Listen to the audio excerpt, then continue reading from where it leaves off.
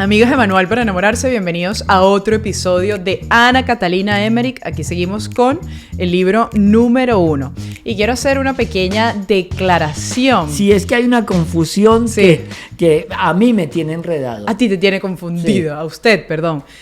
Miren, pasó algo. Nosotros hemos grabado 3 videos. El primero fue un intro. De hecho, cuando ustedes lo van a buscar, hay un playlist. Si ustedes van a Manual para Enamorarse, tienen que ir a playlist que se llama Ana Catalina Emmerich. Y ahí solamente van a ver 3 videos. El primer video, que se llama intro, literalmente nosotros no leímos como tal nada del libro, sino hablamos un poco de lo que íbamos a hacer.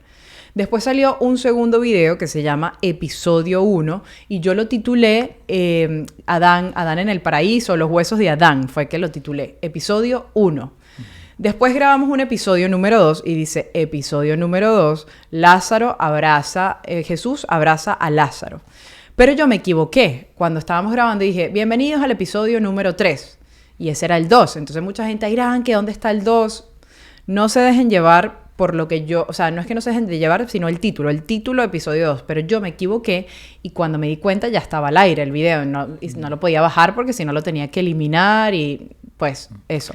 Este es el episodio 3, lo que vamos a decir ahorita, y estamos continuando con el libro número 1. Básicamente, lo que estamos haciendo es, el padre y yo leemos el libro, lo oramos, lo meditamos y vamos señalando ciertas cosas que nos llaman la atención y reflexionamos sobre ello. Pero la idea de todo esto, padre, y la gente sabe, es acercarnos más a Dios. Es que te enamores, es que tú escuches esto y tú digas, yo quiero comprar el libro donde sea, quiero acercarme a Dios, wow, son revelaciones privadas, sí, pero si esta revelación privada te acerca a una transformación, dime tú si esto no es verdad. Sí, pero no vuelvas a cometer errores. No, padre. No, nos confundes a todos.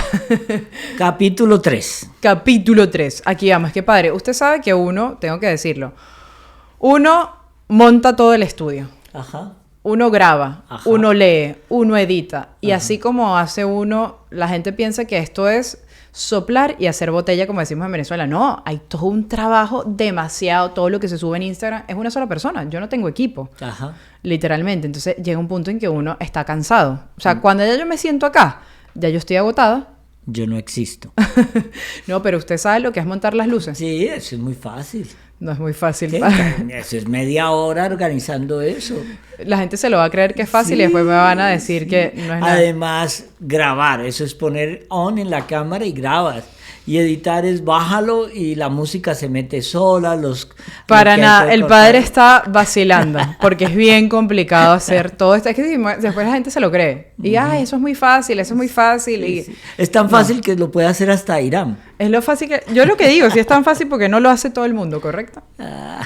Pero bueno, no entremos ahí. Ya la perdonamos. Ya la perdonamos. Pero sí. Bueno, ahorita vamos a continuar. El padre y yo tenemos libros diferentes, pero al final, literalmente, los párrafos dicen lo mismo. Y cuando estuve leyendo, hay algo que me llamó demasiado la atención, padre, Ajá. y es la importancia de Jesús Eucaristía. ¿Usted me permite leer este párrafito? Se lo permito. Ok, y dice así. Es más, vamos a volver más atrás para que puedan comprender todo esto. El padre Limber era un dominico a quien la clausura de su convento había producido honda emoción. Era sencillo, modesto y virtuoso. Ana Catalina lo tuvo por confesor y director espiritual. Y le obedecía tan fielmente como si continuara en el claustro. Sin embargo, a pesar de los años que permaneció cerca de la estigmatizada, apenas se advirtió el buen sacerdote el prodigio que tenía delante. Había ensayado diversos expedientes para probar la santidad de su penitente, entre otros llevándole cierta vez la hostia consagrada, oculta bajo la estola, mientras ella estaba en éxtasis. Pero no bien se presentó en la pieza, Ana Catalina se postró de rodillas en actitud de adoración. Le preguntó qué le pasaba y ella respondió, que mi Señor viene a mí con el tabernáculo. ¡Wow! 2 cosas, no sé si a usted le pasa lo mismo, pero la primera, para que puedan entender, este sacerdote le lleva la hostia consagrada y quería probar, digamos, si era verdad la santidad, si era verdad, digamos, las visiones que ella tenía, se las esconde y ella está en pleno trance de éxtasis, o sea, digamos que está más en el mundo sobrenatural que en este mundo natural. Y cuando llega el Señor, de una se arrodilla.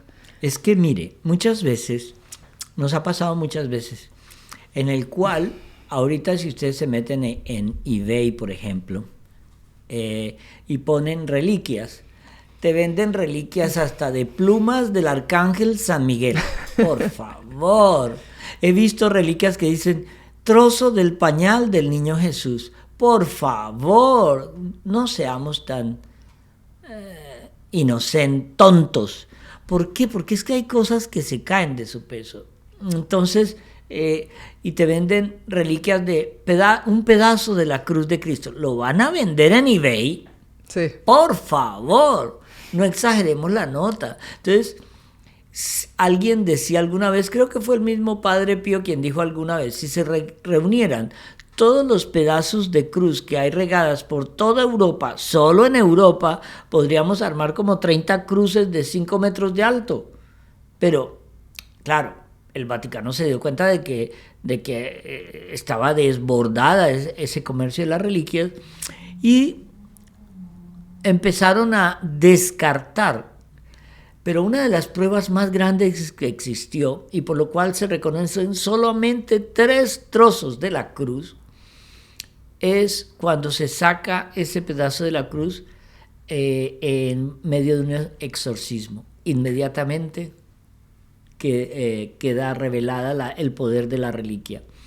Uno de ellos está en Santo Toribio de Liébana, al norte de España. El otro está en el Vaticano.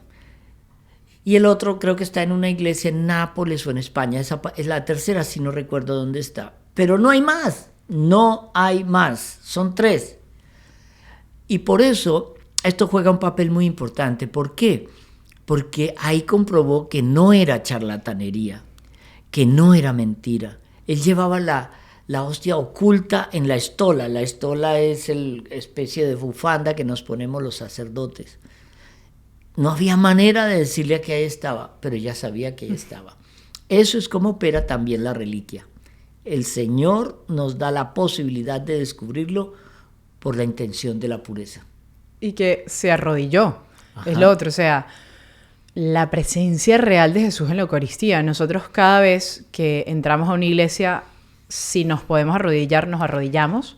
Ese respeto, esa reverencia. Siempre que entren a una iglesia y vean una lucecita roja allá atrás del altar o en la capilla lateral, quiere decir que el Señor está presente en el tabernáculo.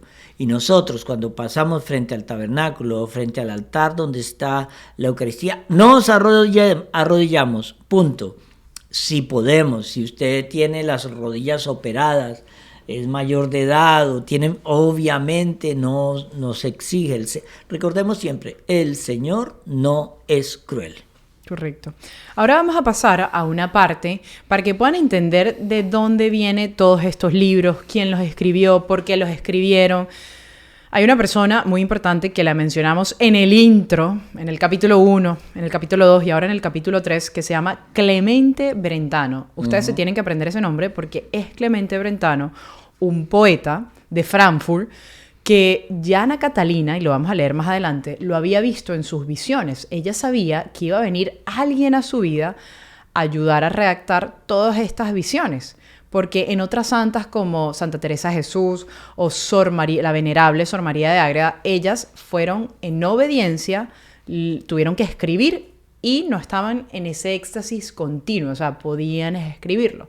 En cambio, el Señor le dice a Ana Catalina, te voy a mandar a alguien porque tú con todas tus enfermedades no pueden. Y vamos a hablar de este personaje para que vean cómo el sol de hoy nosotros tenemos lo que se conoce los volúmenes de Ana Catalina. Él fue el que transcribió todas las visiones y los relatos que Ana Catalina le iba contando. Pero tenemos que entender que a él lo atacaron mucho en aquella época. Claro. Y lo atacaron mucho de muchas maneras, pero era ya un poeta famosísimo en toda Europa. Un hombre con dinero, un hombre con fama, un hombre con influencia. Y es solamente una vez que él va al pueblito a visitarla porque le dijeron que tenía que ir a conocer a esta mujer, él va y queda tan impactado con Ana Catalina que él se queda a vivir ahí 6 años. 6 años para escucharla a ella. Y él decía, es que a mí me atrapa algo en ella que no puedo explicar. De hecho, en la página de este libro, que sería la 45, y el título empieza para que usted nos pueda seguir, padre, pero fue sin duda Clemente Brentano el hombre que más decidida relación mantuvo con la vidente, a quien más hondamente conmovieron sus dones portentosos, y quien fue el recolector de la mayoría de sus revelaciones. Nació en 1778 y murió en 1842. Fue famoso en Europa, como decía el padre, porque era poeta, pertenecía a la escuela romántica, viajó mucho y escribió novelas. Se vinculó a muchas escuelas. Desde 1818 permaneció en Dulmen. En Dulmen es la ciudad donde estaba Ana Catalina, hasta la muerte de esta gran santa ocurrida en 1824.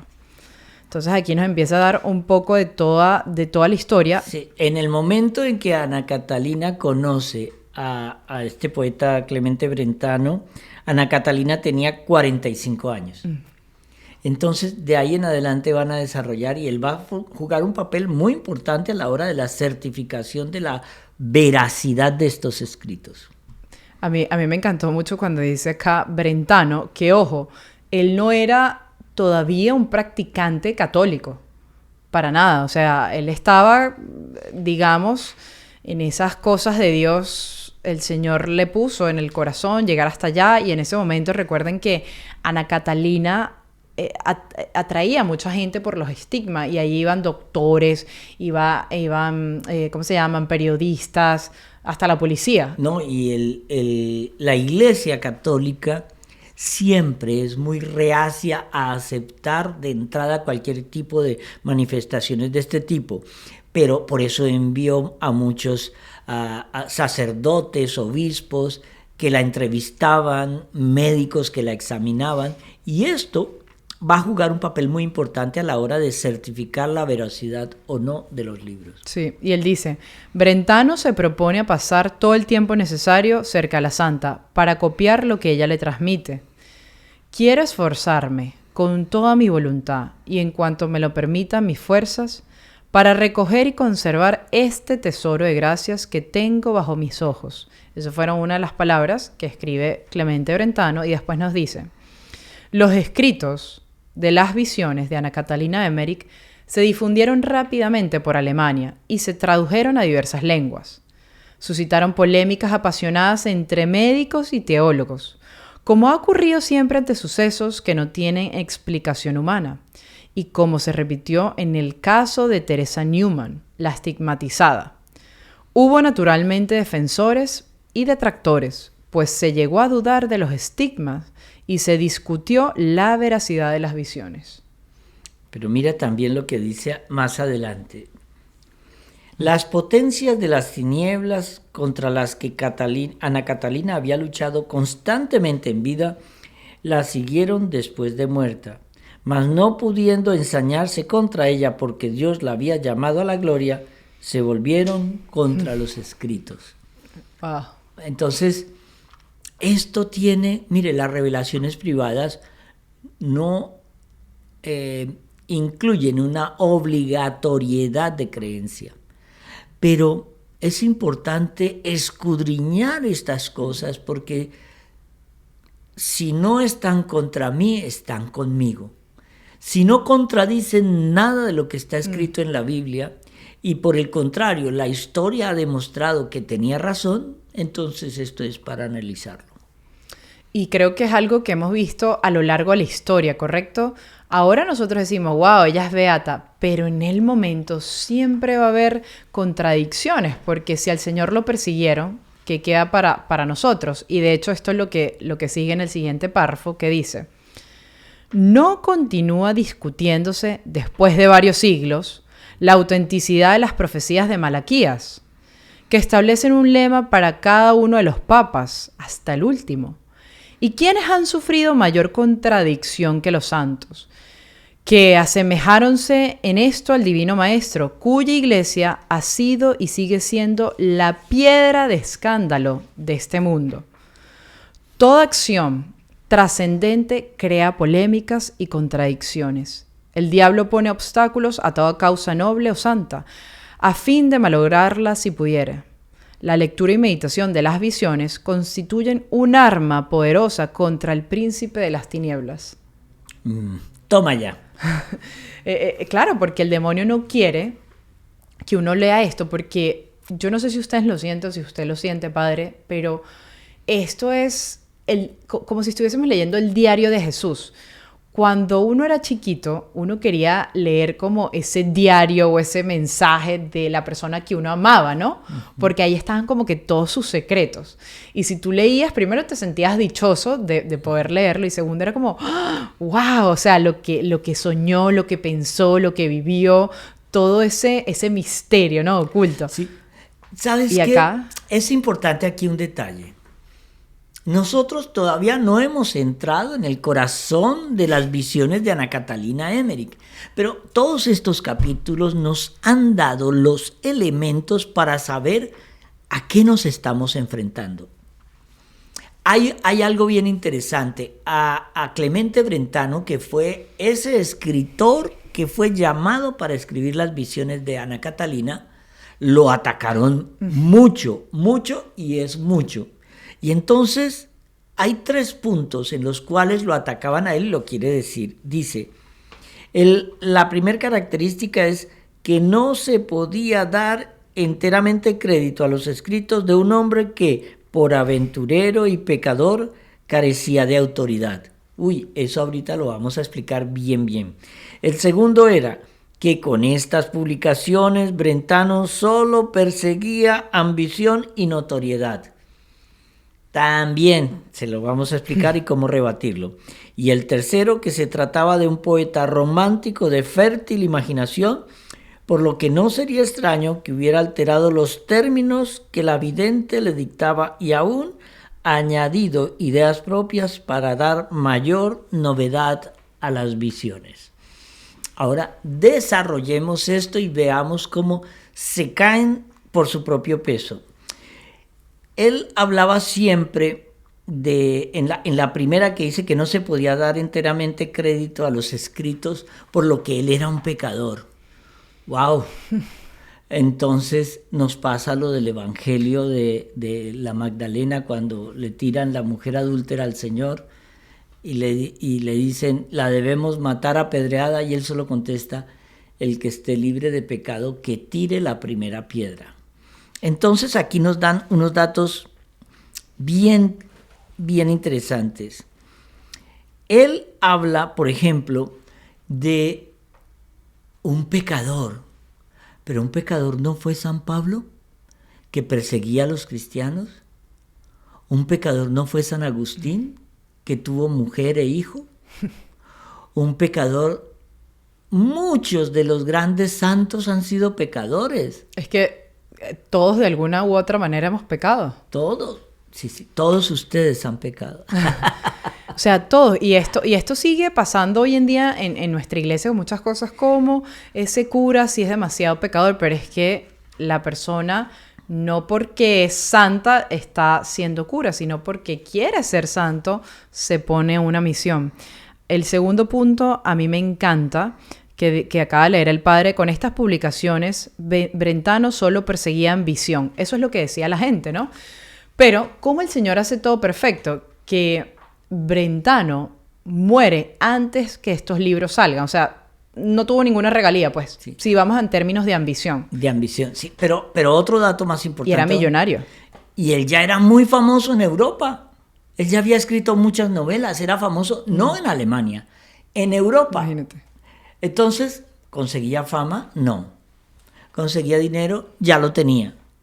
¿Conseguía influencia? Ese no era su meta. ¿Conseguía qué? Es más, cuando él terminó de escribir todo esto, él murió y vino a ser publicado después. Totalmente. Y es publicado porque a través de otro sacerdote, pero ya vamos a llegar No sé si, bueno, creo que más adelante vamos ahí, igual se los adelanto, por otro sacerdote le da los escritos y es otra persona encargada. Por eso, en la infinita sabiduría de Dios, sabía que esto iba a pasar y cómo le cayó la boca a todo el mundo cuando él muere porque no ve las regalías. Y el tercer punto que íbamos a desarrollar, que se trata de un poeta romántico, el Señor le dice a Ana Catalina que el alma de los poetas es tan sensible que puede escribir todos estos misterios elevados. No todos estos misterios elevados, pero es tan como el rey David. O sea, por ejemplo, cuando uno ve los salmos, era un alma poeta. David era un poeta y por eso uno se siente conectado, porque puede poner en palabras una realidad que muchas veces nos trasciende. Entonces, qué belleza. Mientras la gente lo veía como un poeta, yo siento que lo veía como un bohemio. ¿Sabes qué? Eso me acuerda de cuando el Señor le dijo en la Divina Misericordia a Santa Faustina Kowalska que le buscaran un pintor para pintarlo a él. Y Santa Faustina llamó a un pintor. Y el pintor, ella no estaba contenta con nada de lo que pintaba él porque el Señor era más lindo, más lindo, más lindo. Pero ¿sabes qué? El Señor no le dijo busca un mecánico o busca un cultivador, no, busca un pintor. Y ahora con Ana Catalina le dijo, te voy a mandar un poeta, ni siquiera un escritor, un poeta, que entienda la belleza de lo que tú le vas a decir. Ay, no, qué bello. Es que, ¿cómo no enamorarse, mi gente? ¿Cómo Sí, no? Y miren, aquí es donde empieza lo bueno a este señor Clemente Brentano y nos dice, la vinculación de Clemente con la estigmatizada cambió radicalmente el alma de Brentano. Él mismo lo ha confesado, reconoció sus pecados, se humilló y entró contritamente en la Iglesia Católica. Ahora dime tú si esto no, o sea, la gente que me diga si esto no era verdad, porque al final llevó a este alma de Dios a convertirse. Mira esto tan bonito también. Comprendió la excelencia del sacerdocio, la extensión de la iglesia, el amor incomprensible de Dios por los hombres, hasta el punto de desear la vida religiosa como la más perfecta. Abandonó el arte profano para seguir el arte sagrado y la ascética. Murió purificado, dedicado a la piedad y al ordenamiento de los testimonios que le había legado la vidente. ¿Cómo no iba a tener autoridad un hombre de esta clase? ¡Wow! ¡Wow! Ese era Clemente Brentano. Es curioso que en la vida religiosa, en la vida de estas apariciones, por ejemplo, Luisa Picarreta, que escribió los 36 volúmenes de la Divina Voluntad, tuvo un confesor que se llamó María di Francia. María di Francia ya es santo, fue declarado santo. Y era el confesor de la que tenía toda la información, que era Luisa, y Luisa todavía no es santa. Esto, cuando uno ve a Clemente Brentano, fue un hombre que estas visiones lo convirtieron. Nosotros queremos, con estos videos que estamos haciendo, que ustedes entiendan la belleza de lo que está detrás de la palabra de Dios. Nuestro sueño es que escuchen, escudriñen y cambien. Pero es una conversión de verdad, una conversión como Dios manda, no de forma, sino de fondo. Totalmente. Radical. Radical. Acá también nos dice, como seguimos en este capítulo con el estudio de quién era Clemente Brentano, nos dice, en ocasiones Brentano solo podía reconstruir la escena cuando ella la describía de nuevo, y lo que no percibía en una visión, lo percibía en otra, como ocurrió con la extensa vida de Jesucristo, porque en cada éxtasis veía algo nuevo o recordaba pormenores significativos. Con todo, había momentos en que la vidente, a causa de su extremada postración física, veía algo confusamente. Olvidaba nombres, circunstancias y a veces el sentido de los sucesos trascendentales. Ella decía lo que veía y oía, tal como lo entendía, y cuando no lo veía ni oía, ni entendía con claridad, también lo declaraba ingenuamente. Algunos cuadros importantísimos quedaron inconclusos, como aquella visión de la Catedral de San Pedro en la época del Anticristo. donde ilustres personas señalan un pasaje de la Biblia que la vidente no recuerda. Mire, esto es importantísimo, porque ese pasaje que ni Brentano ni ella pudieron aclarar, es un pasaje de nuestro tiempo, de la escatología de nuestra iglesia, los tiempos finales que nos está tocando La vivir. época del anticristo. Claro, la época de lo que viene, no es de lo que pasó. Y entonces es bien interesante esto. Pero hay que aclarar un dato. Ana Catalina falleció en 1824 en 1824 y las primeras visiones se publicaron hasta 1833.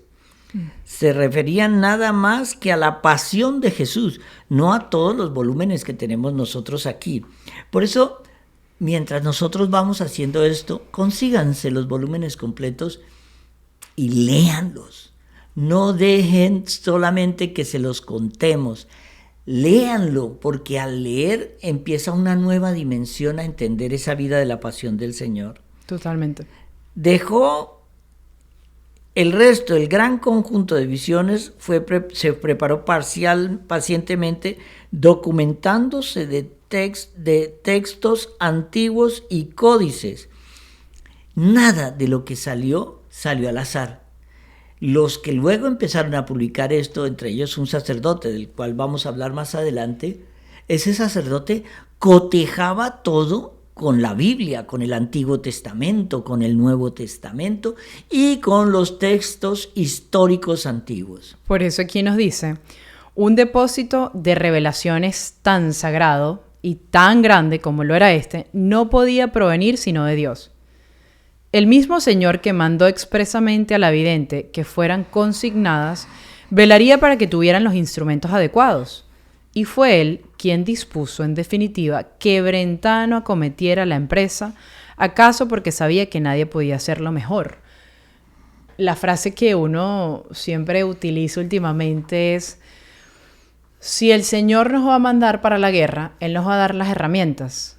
Y es lo mismo que nos está diciendo acá. O sea, el Señor sabía la magnitud de obra que se iba a formar y que hoy en día, muchísimos años después, nosotros estamos leyendo eso. Por eso iba a haber tribulaciones y todo, pero siempre iba a salir victorioso porque esto viene de Dios. Y las cosas de Dios, aunque cuesten trabajo, van a salir a la luz.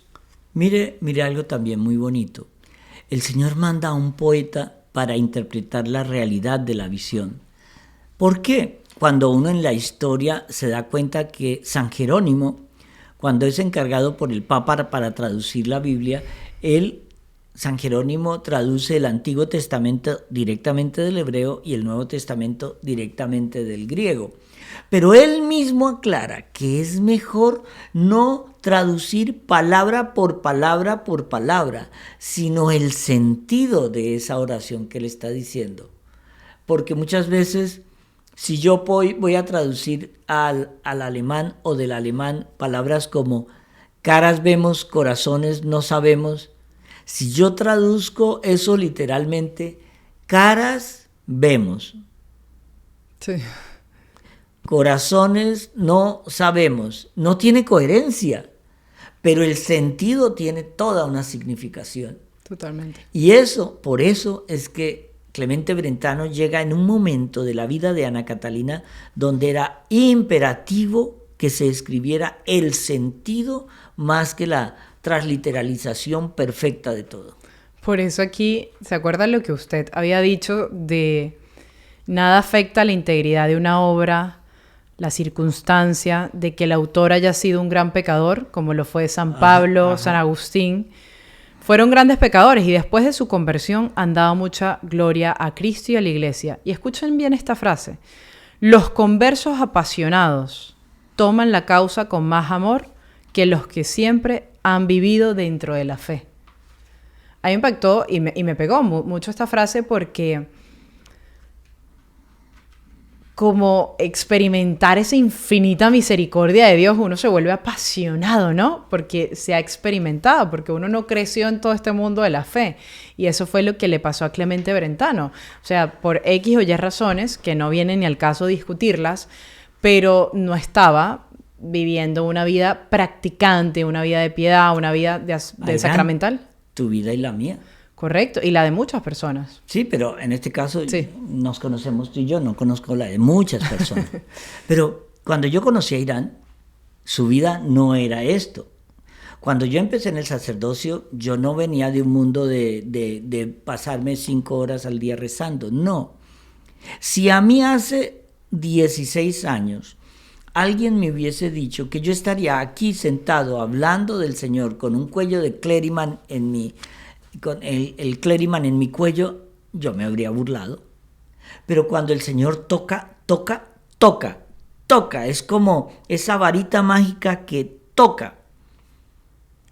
Y eso fue lo que le pasó tanto a Brentano como a muchos, y nos ha pasado, yo lo he sentido en mi vida.